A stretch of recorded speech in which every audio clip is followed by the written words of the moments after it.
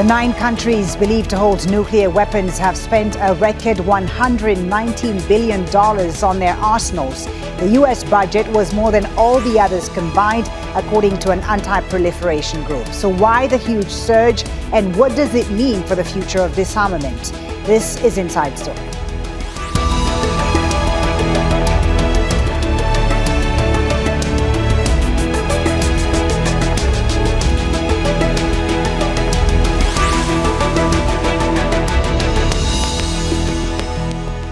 Hello and welcome to the program. I'm Folly Bah-Thibault. In 2025, spending on nuclear arms hit record levels, just 9 years on from a legally binding UN treaty outlawing such weapons. 99 countries backed that agreement. Not included are any of the 9 countries believed to hold such weaponry, though Israel does not confirm or deny it's a nuclear-armed power. According to the International Campaign to Abolish Nuclear Weapons, spending increased 19% last year. Another group, the Stockholm International Peace Research Institute, says there are more than 12,000 nuclear warheads worldwide, the vast majority held by the US and Russia, which has more than any other nation. So what's driving the surge, and what are the dangers, and what are the hopes for disarmament? We'll explore all of this with our guests shortly. First, this report from Boateng.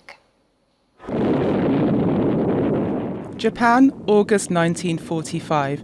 The US dropped 2 nuclear bombs on Hiroshima and Nagasaki.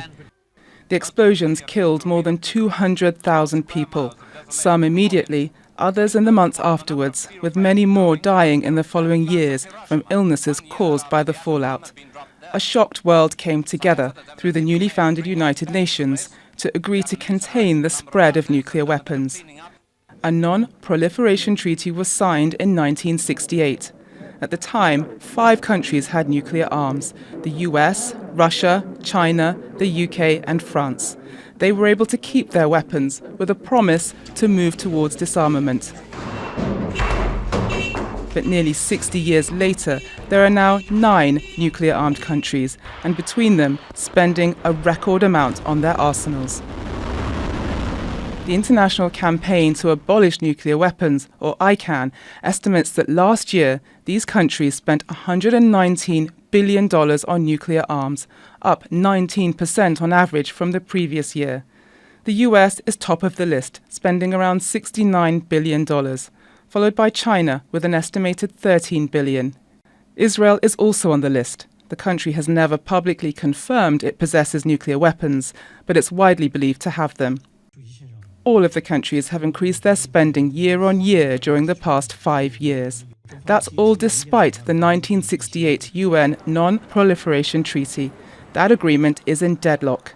It's reviewed every 5 years. The conference is not in a position to achieve agreement on its substantive work. Countries met last month and failed to reach an agreement on disarmament for the 3rd consecutive time. In 2017, many countries signed up to a different deal. The UN adopted the first legally binding agreement prohibiting rather than limiting nuclear weapons. 74 countries have signed, and 25 are in the process of signing the Treaty on the Prohibition of Nuclear Weapons.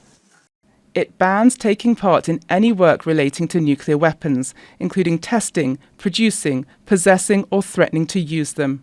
But no country that already has nuclear weapons has signed the treaty. Another report by the Stockholm International Peace and Research Institute estimates that together the US and Russia possess around 83% of all stockpiled nuclear warheads, reversing decades of efforts to reduce the numbers and role of nuclear weapons. The significant rise in spending, despite those existing agreements, is raising more questions about the role and importance of nuclear weapons in years to come. Boateng, Al Jazeera for Inside Story. Let's bring in our guests now for today's show. From Vienna, Tariq, Rauf, former head of Verification and Security Policy Coordination at the International Atomic Energy Agency. In Geneva, we have Susi Snyder, Director of Programs at the International Campaign to Abolish Nuclear Weapons. And in London, Carne, founder of the independent Diplomat, a non-profit advisory group. Thank you all for joining us on Inside Story. Susi Snyder in Geneva, let me start with you. Is this the biggest nuclear spending surge since the end of the Cold War, or does the word surge actually understate what's happening? So we've been tracking this type of spending for the last 6 years, and on average, we see an increase of about 10%.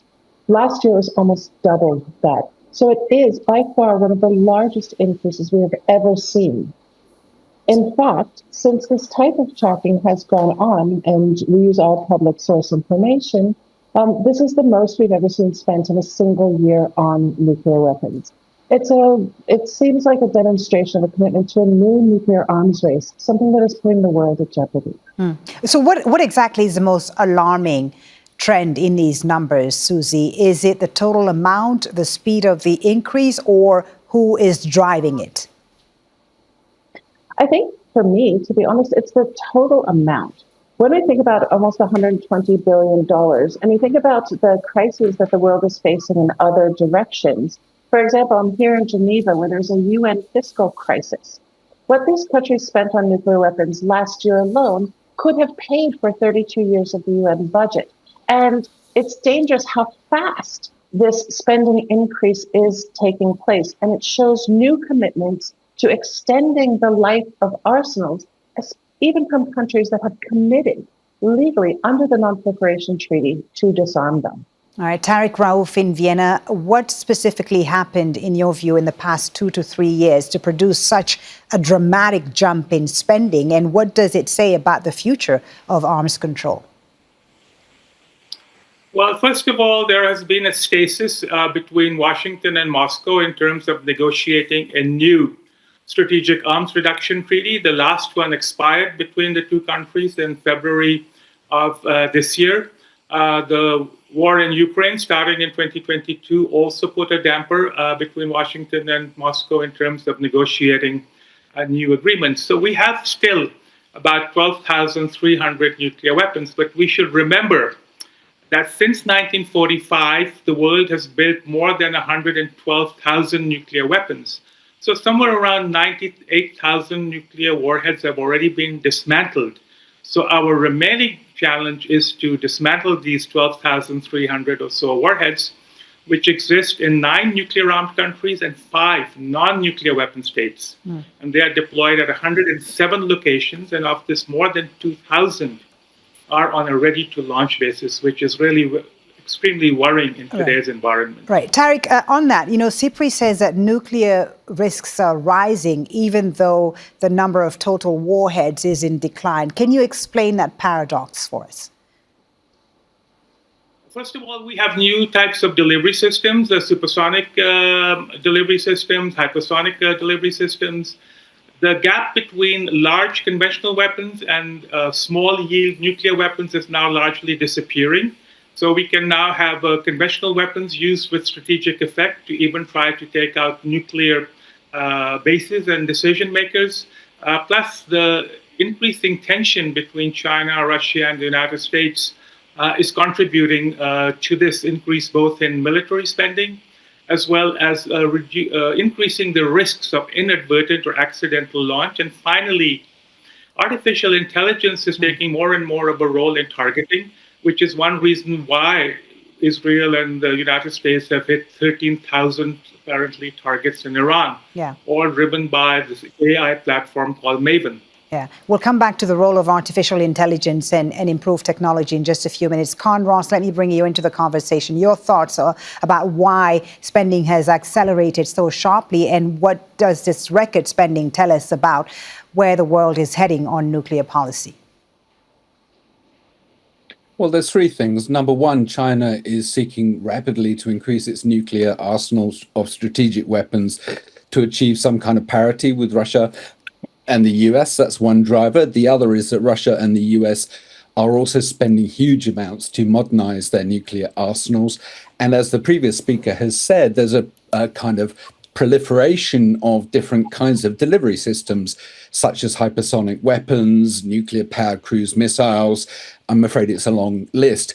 But there is a deeper reason for all of this, which is basically the collapse of the understandings that governed the use of, or rather the non-use of nuclear weapons, in particular the disarmament treaties like the NPT, but also the INF and the START agreement between the US and Russia, but also the understanding of the doctrine beneath these things. Right. The mutually assured destruction, the notion of deterrence, did to an extent limit conflict between the US and Russia, not entirely, but such an understanding seems to have disappeared. Putin, Why for is instance, that? Why is that, Carne? Where do you think specifically diplomacy has failed in stopping today's nuclear revival? Well, one thing is the anti-nuclear disarmament treaties have been allowed to crumble with almost no international reaction, whether you're talking about the START agreement or the NPT itself, the non-proliferation treaty, which is basically ineffective. It's not really having any effect. The review conferences are not able to agree anything. So we are pretty much in a world where there are no global or regional disarmament agreements governing the holdings of nuclear weapons. But the other reason is, I think, even more alarming, which is where in the places where a nuclear exchange is most likely, there is no mutual understanding between the likely protagonists of their nuclear doctrine. So India and Pakistan, North Korea and South Korea, even Ukraine and Russia, there is no understanding, no discussion of the circumstances under which nuclear weapons might be used, thereby making their use much more likely. Yeah, very interesting. Let me come to you, Susi, on that. And ICAN has said, of course, that a single day's nuclear spending could feed more than 2 million people. But critics will argue that security is the prerequisite for development. What would you respond to that? Well, we have to look at how we provide security.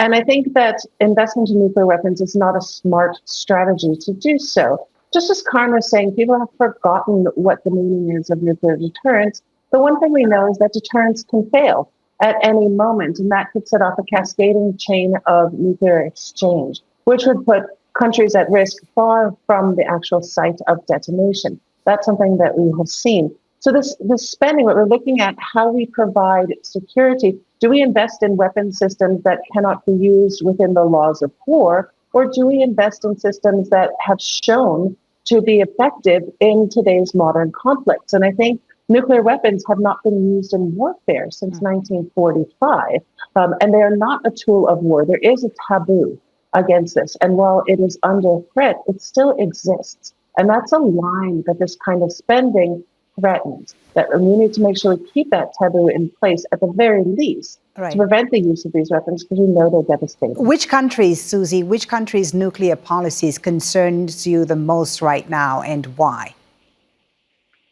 To be honest, it's a difficult question, because when it comes down to it, the decision to use nuclear weapons lies with the head of state. And I honestly have a hard time trusting these 9 men to have the best interests of the entire world in their hands and at the forefront of their minds at any moment.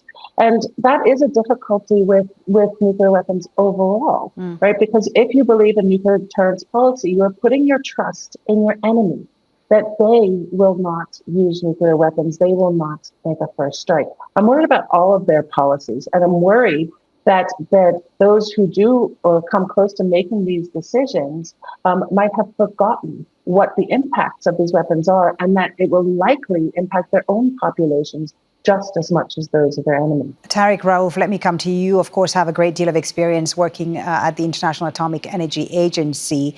There's been a lot of talk about Iran's nuclear program. Same question as I asked Susi. Which of these nuclear policies, which countries worry you the most right now today, and why? Well, first of all, I'd like to make 2 comments on the comments made by our colleague from London. While it is correct that China is building up and it's seeking parity with Russia and the United States, that is only in connection with deployed nuclear weapons.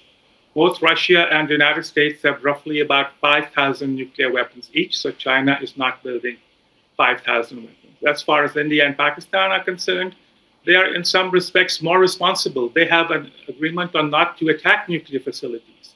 That cannot be said about the United States and Israel, which attacked nuclear facilities in Iran, which were fully safeguarded. The last inspections were done on the 11th of June. So now there is a lot of concern because, again, today President Trump seems to have lost his cool with the Iranians and threatened them with dire punishment. So my concern more is in Europe, the war between Ukraine and Russia, as Ukraine acquires more and more longer range drones, which could attack strategic bases, where strategic weapons that so Russia has to deter the United States are located and some of their strategic bombers are destroyed. That could create pressures. And already the Biden administration warned President Zelensky not to attack strategic bases in Russia, but that doesn't seem to have deterred Ukraine, given the irresponsible attacks on civilian targets by Russia in Ukraine. Carne, your response, you don't seem to agree with what Tariq was saying there. I wouldn't make a distinction between those places. I don't think India and Pakistan have a stable nuclear relationship at all. They only went to war last year with aerial attacks deep into each other's territory. If, say, there were a large-scale, quote-unquote, terrorist attack by Islamist militants in India, Islamist militants based from Pakistan, India would be driven to respond in a very aggressive way. And the triggers for nuclear use in Pakistan may well be past North Korea. We have not a clue the circumstances under which Kim Jong-un would use nuclear weapons, a country that is rapidly arming itself, not only of tactical nuclear weapons, but also strategic delivery systems that could hit the United States. The Middle East, well, where do you start? To say there is any semblance of shared agreement over the use of nuclear weapons in the Middle East would be absurd. We are so far away from a kind of security agreement, a framework for the whole region, perhaps even a nuclear-free agreement for the whole region. You know, we are very, very far away from that. Europe too. Yeah. Ukraine, Tariq's absolutely right. It's a major risk. But there, what about the UK, we have Carne? Putin. Let me ask you about the UK specifically, because one of the most surprising findings is that of the report, the ICAN report or the CIPRI report, is that the UK has overtaken Russia, in fact, as the world's third largest nuclear spender. What explains that, and what does it tell us about the priorities of the British state right now, Carne? Well, the British government is spending a great deal on modernising its nuclear deterrent, buying new submarines and missiles at vast expense. But the other unnoticed thing that's going on in the UK and indeed Europe as a whole is that the US is increasing its deployment of tactical nuclear weapons, so-called tactical nuclear weapons, which can have a yield of 50 kilotons, which is 3 times greater than the bomb used in Hiroshima. There appears to be a rapid increase in the deployment of these tactical weapons, B-61 bombs, they're called, in Britain, but also on continental Europe, maybe Turkey and elsewhere, bizarrely in response to the fact that Trump is less committed to the conventional military defense of Europe. This appears to be an appeal from the Europeans for greater security through tactical nuclear deployments. This is a very bizarre and paradoxical and indeed worrying development. All right, Susi, your thoughts about that. And I also wanted to ask you about artificial intelligence, which we touched on at the beginning of the discussion. Both ICAN and CIPRI have raised concerns about AI. How worried should we be about AI becoming integrated into nuclear decision-making? Well, I think that it is a very legitimate concern around the integration of AI into nuclear decision-making, and for a number of reasons. One of them is that we don't know to what extent artificial intelligence may be integrated into the process. While we doubt, and we've heard from some states that they will not leave the decision to launch to AI, we know for sure that it will compress decision-making time. We also know very well that AI in its current state has a tendency to, frankly, hallucinate. And if it's AI-guided intelligence that makes the suggestion of how to handle different situations, there's a fear that it may suggest things based on false evidence that it won't even be able to identify what is false. And as human beings, we have this sort of automation bias where we tend to think as people that we can trust machines that have been programmed to do a job, to do the job they've been programmed to do. And that ignores some of these issues like hallucinations. It ignores and forgets the fact that this decision-making may be compressed And the thing that worries me the most is that we don't think about the unintended consequences of these different processes. I've noted that at the last General Assembly, Mexico introduced a resolution supported by many countries to limit the application of artificial intelligence to nuclear decisions and nuclear systems, and that has generated a lot of debate, and it's a useful debate. This is a point in which these nuclear-armed countries can come to some initial agreement and perhaps open the door on future arms control negotiations, because I think they themselves are worried about the speed and the rate of this technology's development and what it might mean in an AI race coupled with nuclear weapons. All right, Tariq, your thoughts about that, the role and how worried we should be about artificial intelligence and the future of all the agreements. I mean, during the Cold War, there were guardrails, there were treaties, hotlines, diplomatic channels, and today's nuclear powers seem to be operating with fewer constraints than their predecessors. So how do we fix it? And are the treaties that are still in place today still relevant? And if not, what do we replace them with? Well, in 2024, the Austrian government held a big international conference here in Vienna on the role of artificial intelligence in decision-making in military systems. And none of the technology holders, Russia, China, United States, France, UK, India, and others, were interested the least bit in having any technical restraints on the technology. They used the argument that the gun lobby uses, that the technology doesn't kill people, people kill people. But as Susi has pointed out, we now are facing increased pressures for automation and for relying more and more on artificial intelligence models. Now, of course, she's right that artificial intelligence can compress decision time, but it can also extend early warning time. If artificial intelligence is used in satellites for early warning, they could probably distinguish much earlier between a real attack and a false attack or a false signal. There's no guarantee that it would do it, but one shouldn't completely rule out artificial intelligence role in early warning. But in terms of taking the decision to launch nuclear weapons, this is where we need more than one human. But relying on a single human being is also very risky, because the human being might not be mentally stable or might be in a murderous mood. And most of the men who are now in charge of nuclear weapons are all old men. Only 3 of them are relatively young. And one can question whether these old men are cognitively sentient, whether they really understand what nuclear weapons can do. And ICAN and others have also talked about global warming and the effect on the world's climate and agriculture, were there even to be a small nuclear detonation or a small nuclear war. And the International Commission of the Red Cross and Red Crescent has said a few years ago that no country has the capacity to deal with the consequences of the use of even a single large nuclear weapon. All right, Carne, your thoughts. No country has the capacity to deal with the use of a single use of a nuclear weapon. So what do we do about this? And are the existing doctrines equipped to deal with AI systems and automated technologies? Absolutely not. I mean, we're looking at a very disturbing and alarming picture.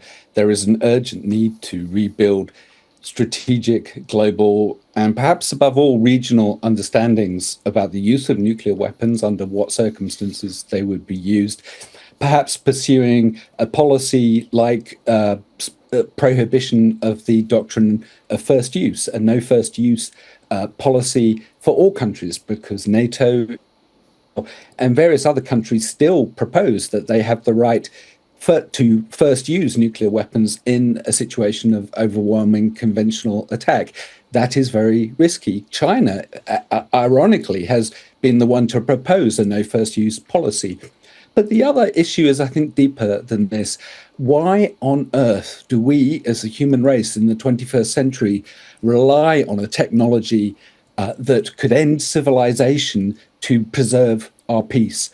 It is inherently self-contradictory. But how do you respond to those who say, Carne, that nuclear weapons in fact preserve peace and therefore justify the cost?